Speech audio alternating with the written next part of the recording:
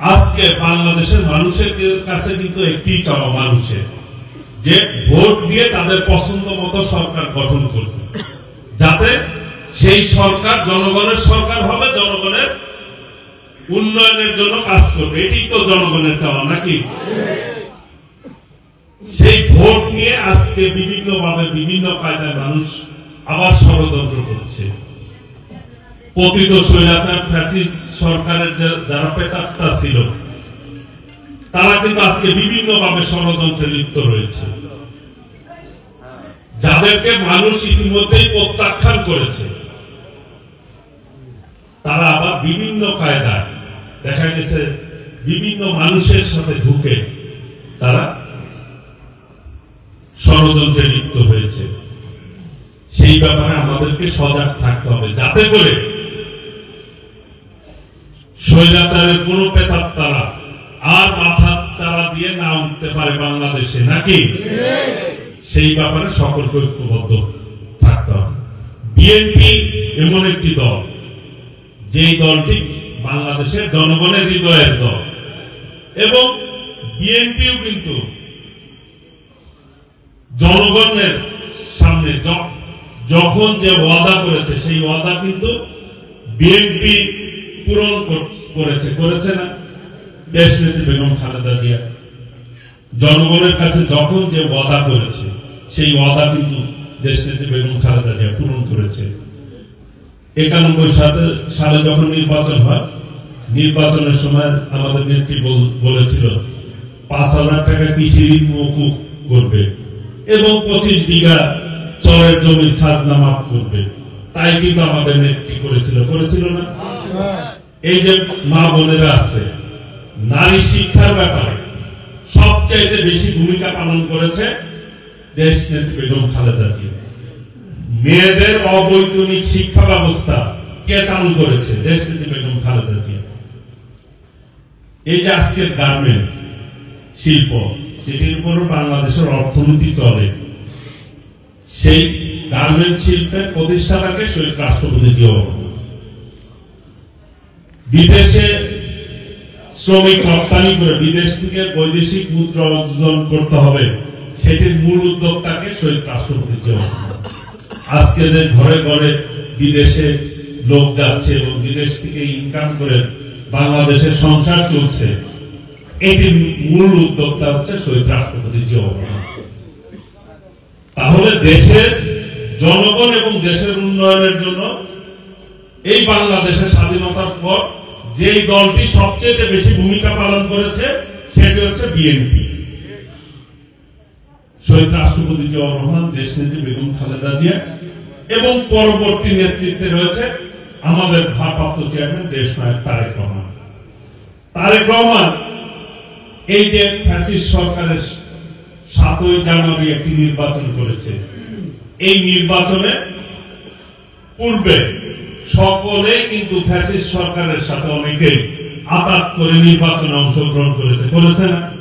অনেক দলও করেছে, কিন্তু একমাত্র দেশনায়ক তারেক রহমানের নেতৃত্বে বিএনপি ওই নির্বাচন বর্জন করে জনগণের পক্ষে অবস্থান নিয়েছে এবং দেশনায়ক তারেক রহমান জনগণের সেন্টিমেন্টকে ধারণ করে নির্বাচন বর্জন করেছে। কিন্তু দেশনেত্রী বেগম খালেদা জিয়া যেভাবে স্বৈরাচারের সাথে আপোষ করে নাই, সেই রকম কিন্তু দেশনায়ক তারেক রহমান এই ফ্যাসিস্ট হাসিনার সাথে কিন্তু কোন আপোষ করে নাই। করেছে? তাদের বাংলাদেশ জাতীয়তাবাদী দল হচ্ছে জনগণের দল,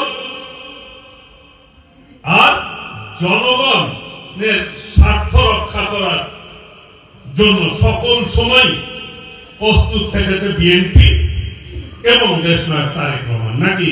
এতে কোন ভুল আছে? কোন কাজে আগামী দিনে বাংলাদেশে যদি আপনি নেতৃত্ব খুঁজেন, যে কয়টা দল আছে, দেশনায়ক তারেক রহমানের মতো যোগ্য নেতা আছে?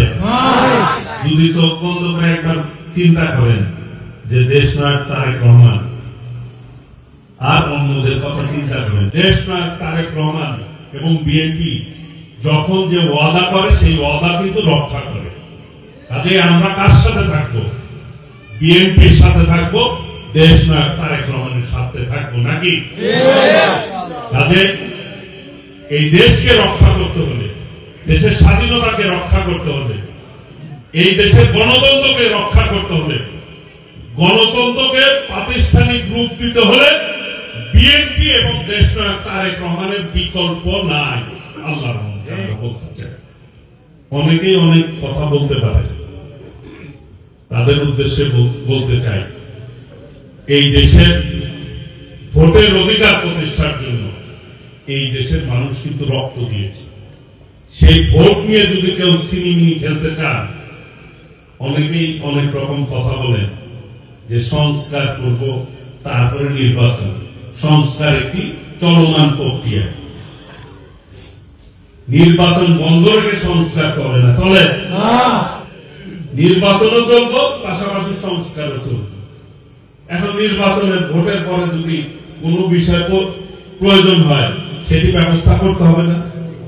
মানুষ যদি ডিমান্ড করে, সেটি তো করতে হবে। কাজে সংস্কার হচ্ছে একটি চলমান প্রক্রিয়া। আমাদের ভারপ্রাপ্ত চেয়ারম্যান দেশ নায়ক তারেক রহমান ইতিমধ্যে 31 দফা উপস্থাপন করেছেন সকল দলের সাথে কথা বলে, যে আগামী দিনে বিএনপি ক্ষমতায় আসলে কিভাবে দেশ পরিচালিত হবে, দেশের জন্য উন্নয়ন করবে। এই দেশের শ্রমিকের কথা বলা হয়েছে, কৃষকের কথা বলা হয়েছে 31 দফায়, ছাত্রদের কথা বলা হয়েছে, যুবকদের কথা বলা হয়েছে। এই দেশের জনগণ আগামী দিনে দেশ এবং জনগণের উন্নয়নের জন্য 31 দফা দেশ নায়ক তারেক রহমান জাতির সামনে উপস্থাপন করেছে। কাজে এই 31 দফা অনুযায়ী রাষ্ট্র পরিচালিত হলে আর কোন সংস্কারের মুহূর্তে প্রয়োজন নাই 31 দফার বাইরে। কাজেই যত দ্রুত সম্ভব নির্বাচন দিতে হবে এই দেশে। এই নিয়ে যদি কেউ কাল ক্ষেপণ করেন, তাহলে কিন্তু ফল ভালো হবে না। যত দ্রুত সম্ভব জনগণের ক্ষমতা জনগণের কাছে হস্তান্তর করতে হবে। এই দেশের মালিককে, এই দেশের জনগণ আপনারা। আর সরকারে যারা থাকে তারা ওই রাষ্ট্রটা পরিচালনার দায়িত্ব পালন করে, জনগণ সেই দায়িত্ব দেয়।